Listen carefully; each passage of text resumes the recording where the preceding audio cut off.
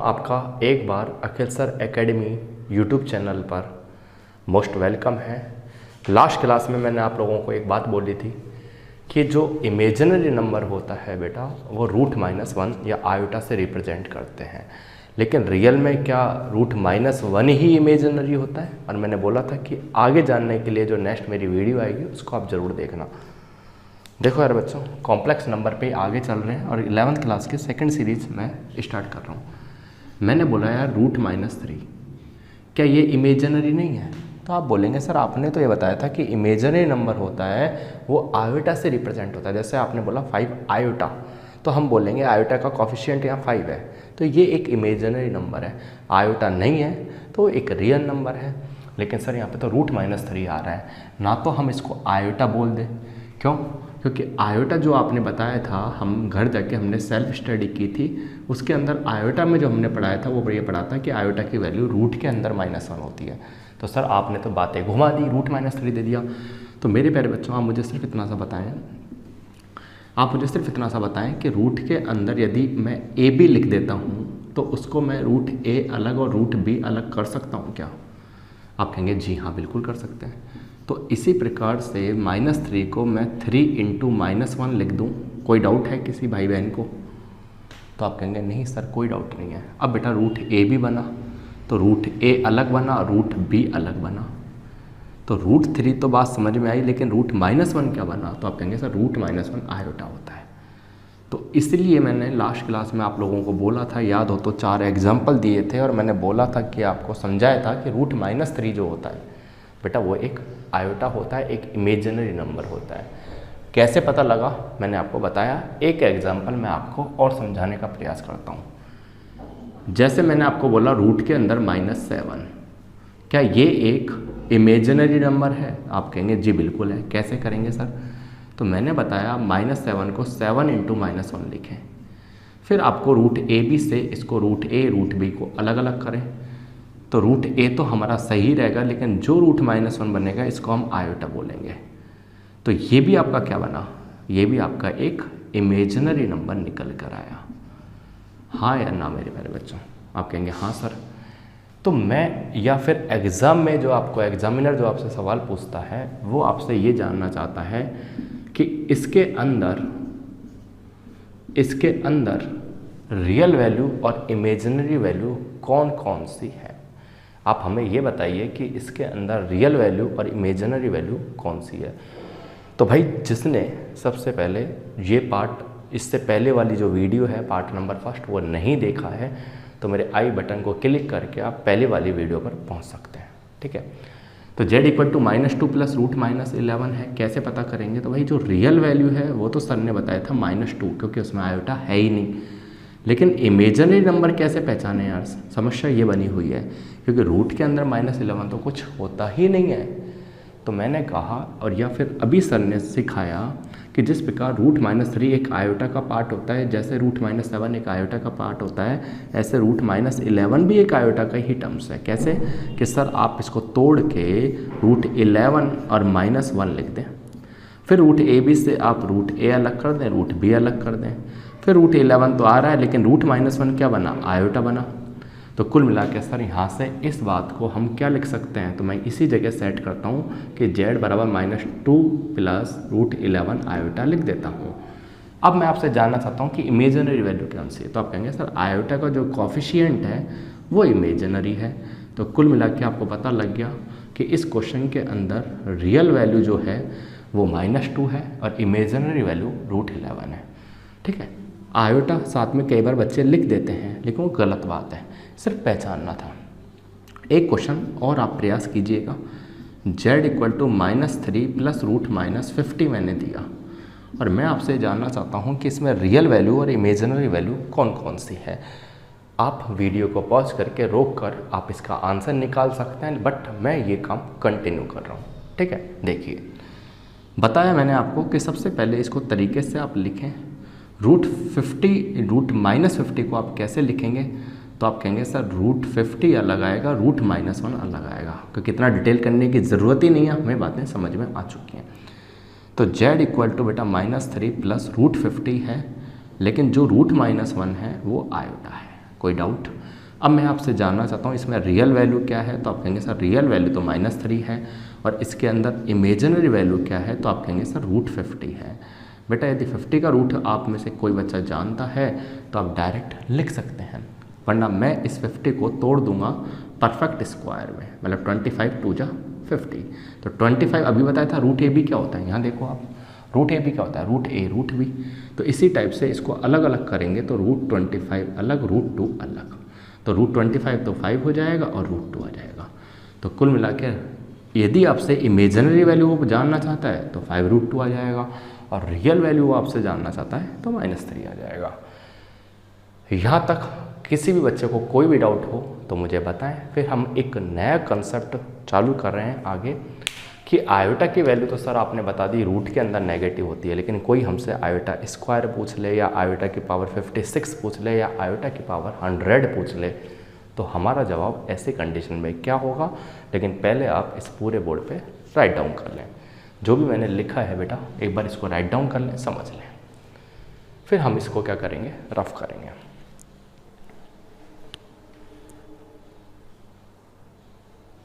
देखो यार बच्चों, अभी मैंने आपने जो सिखाया मैंने आपको कि कैसे हम रियल वैल्यू पहचानते हैं, कैसे हम इमेजिनरी वैल्यू पहचानते हैं, इसी पे अब हम थोड़ा आगे चल रहे हैं और हम आयोटा की वैल्यू पहचानना चाह रहे हैं। देखना भाई, अभी मैंने आपको थोड़ी देर पहले बताया कि आयोटा होता क्या है। आयोटा पूरा लिख देता हूँ, आपको तो सिर्फ इतना सा समझना है कि इसको आई से रिप्रेजेंट करते हैं और इसकी वैल्यू रूट के अंदर -1 होती है। अब मैं आपसे जानना चाहूँ कि मुझे बोथ साइड स्क्वायरिंग करके बताओ। तो आप जब दोनों तरफ वर्ग करेंगे, दोनों तरफ स्क्वायरिंग करेंगे तो आयोटा स्क्वायर में बदल जाएगा और √-1 का स्क्वायर हो जाएगा। समझ पा रहे हैं आप?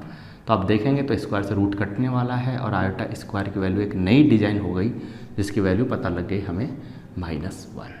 बात समझ में आ रही है? तो एक वैल्यू आपको ये याद रखनी है जिस पे डबल लाइन खींच रहा हूँ मैं, ऐसे आयोटा स्क्वायर की जो वैल्यू है बेटा वो हो गई अपनी -1, ये भी याद रखनी है। हमसे एग्जाम में कई बार पूछ लिया जाता है आयोटा क्यूब बताओ, तो बेटा आप ये चीज़ समझते होंगे कि मल्टीप्लाई में पावर ऐड हो जाती है। तो आयोटा क्यूब को मैं आयोटा स्क्वायर इंटू आयोटा लिख सकता हूँ। भाई आयोटा स्क्वायर मल्टीप्लाई में आयोटा कुछ नहीं तो आयोटा की पावर 1 है, बेस से में पावर ऐड होगी, लिख दे भाई, लिख सकते हैं ना, 2 + 1 3 हो जाएगा।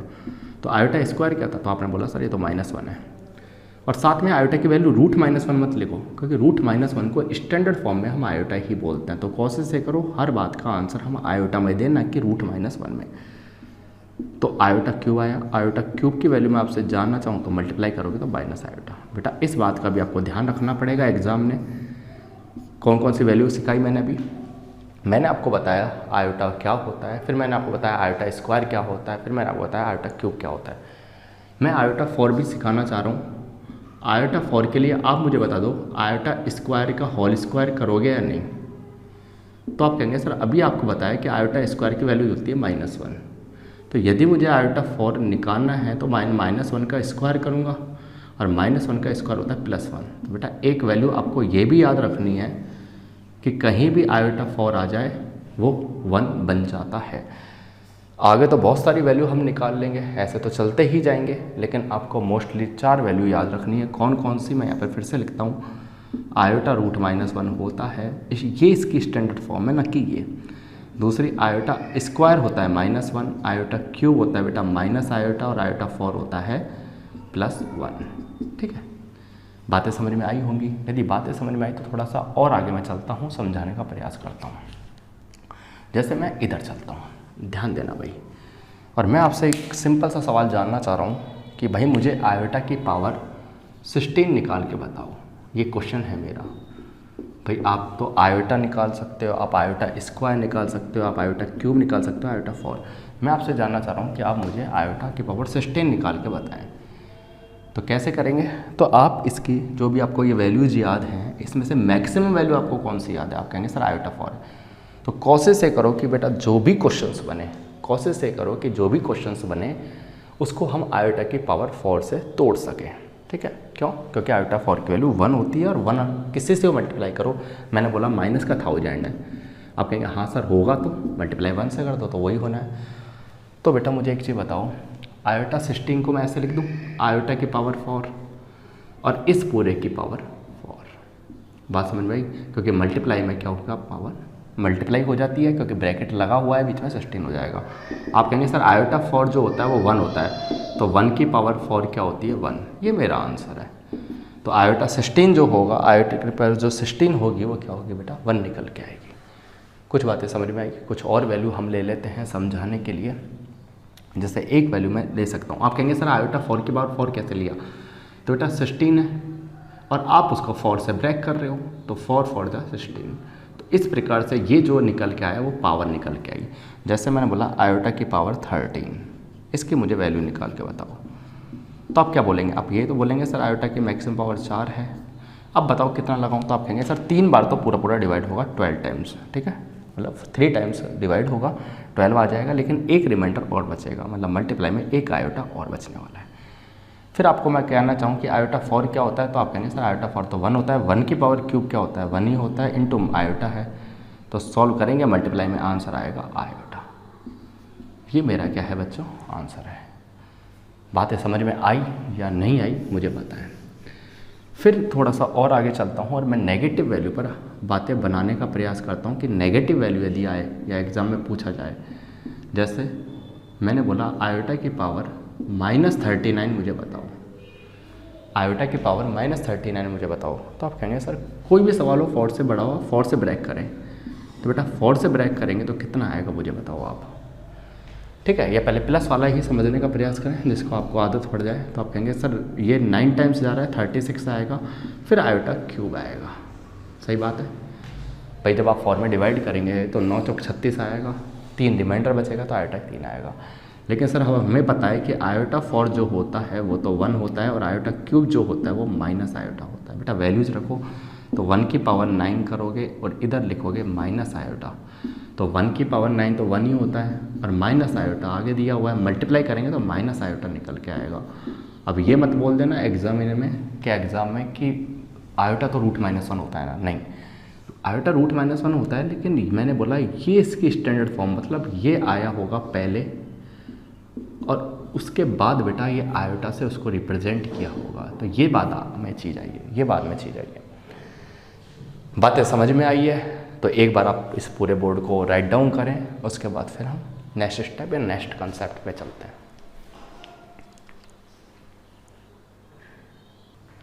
देखो यार बच्चों, थोड़ा सा और आगे चलते हैं और मैं आपसे जानना चाहता हूँ 1 माइनस आयोटा की पावर 200 की वैल्यू, ये मेरा आपसे क्वेश्चन है। तो सॉल्व कैसे करोगे, 1 माइनस आयोटा 4 से बड़ा है तो आयोटा 4 में ब्रेक करो और ये आएगा बेटा 50 टाइम्स, भाई डिवाइड करोगे ना 4 में 200 का तो 50 टाइम्स आएगा।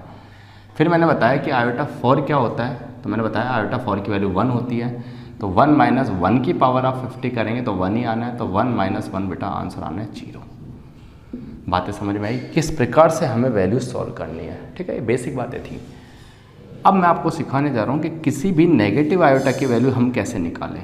जैसे मैंने एक छोटा सा क्वेश्चन दिया कि आयोटा की पावर -1 है, इसकी वैल्यू निकालें, ठीक है। तो तरीका आपको बताया कि जो नेगेटिव नंबर है बेटा उसको लाएं अपॉन में और पॉजिटिव बना लें। दूसरी बात ध्यान रखना, जैसे टीचर्स कहते थे वहाँ पर छोटी क्लासों में कि 1 अपॉन डिनोमिनेटर में रूट नहीं आता, यदि आता है तो आप उसको रेशनलाइज कर दें और सिंपल बना लें। ऐसे ही बेटा आयोटा भी नीचे नहीं आता, क्योंकि आयोटा की वैल्यू सही मायने में क्या है, √-1 है, तो इसलिए हम उसको क्रॉस मल्टीपल करके सिंपल बना लेंगे। तो आयोटा है, यदि मुझे इसको सिंपल बनाना है तो मैं इसको आयोटा से क्या कर दूंगा, मल्टीप्लाई करूंगा, ठीक है। तो आयोटा बन जा आयोटा ही बनेगा, नीचे आयोटा स्क्वायर आ जाएगा। और आपको थोड़ी देर पहले मैंने बताई कि आयोटा स्क्वायर की वैल्यू याद होनी चाहिए, जो कि क्या होती है बेटा -1। तो कुल मिला के यहाँ पे लिख देता हूँ मैं, आयोटा और नीचे -1 है, तो फाइनली आंसर जो आना है वो माइनस आयोटा आना है, ठीक है। ये इसका आंसर था। एक और क्वेश्चन और करते हैं, आप साथ देना मेरा कि आयोटा की पावर -17 का आंसर निकालना है। तो तरीका बताया, आप नीचे लाएं आयोटा की पावर +17 लिखें। तो आयोटा 17 क्या होता है, तो आप कहेंगे सर 4 से क्या कर देंगे, ब्रेक करेंगे, तो 4 4 जो 16 हो गया, एक आयोटा और आ गया। तो आयोटा 4 क्या था, तो आप कहेंगे सर आयोटा 4 1 था, तो 1 की पावर 4 तो 1 ही होना है, लेकिन आयोटा की पावर 1 आयोटा ही होता है, तो 1 अपॉन आयोटा आया। अब बातें वही बन गई सेम कि सर 1/i कैसे सॉल्व करें। तो अभी थोड़ी देर पहले बताया कि 1/i को सॉल्व करने के लिए ऊपर नीचे आयोटा का मल्टीप्लाई करें। तो बेटा इसको सॉल्व करोगे तो इसका आंसर क्या मिलेगा आपको, -i मिलेगा। ठीक है, तो ये कुछ वैल्यूज़ थी, कैसे कैसे सॉल्व करते हैं। अब हम पॉजिटिव, नेगेटिव और सिंपल वैल्यू का सबका एक आने वाले टाइमों में क्वेश्चन सॉल्व करेंगे। ठीक है बच्चों, आज की क्लास हम इतनी रखते हैं। छोटे छोटे वीडियोज मैं इसलिए बना रहा हूँ जिससे आप मेरे साथ एक बार जुड़ जाएं, तो फिर हम थोड़ा सा वीडियोज बड़ा बनाना चालू करेंगे। लेकिन आने वाली 3 से 4 वीडियो मेरी छोटी छोटी 10 से 15 मिनट की ही होने वाली है, जिसको आपको देखने में परेशानी नहीं आए। मेहनत पसंद आ रही है, समझाना पसंद आ रहा है, समझ में भी आ रहा है, तो बेटा आज ही चैनल को लाइक, शेयर और कमेंट करना ना भूलें। कमेंट ज़रूर लगाना, जो भी आप कमेंट लगाएंगे उससे ही मेरा मनोबल बढ़ने वाला भी है और घटने वाला भी है कि मैं कुछ गलत तो नहीं पढ़ा गया। क्योंकि बेटा वक्त ऐसा है कि कैमरे के सामने यदि हम पढ़ाते हैं तो गलती मोस्टली हो जाती है, बट इग्नोर करना और कमेंट ज़रूर करना। ठीक है, फिर मिलेंगे बच्चों, बाय। भगवान आप सभी का भला करे, हंसते रहो, मुस्कुराते रहो और तंदुरुस्त रहो। ठीक है, बाय।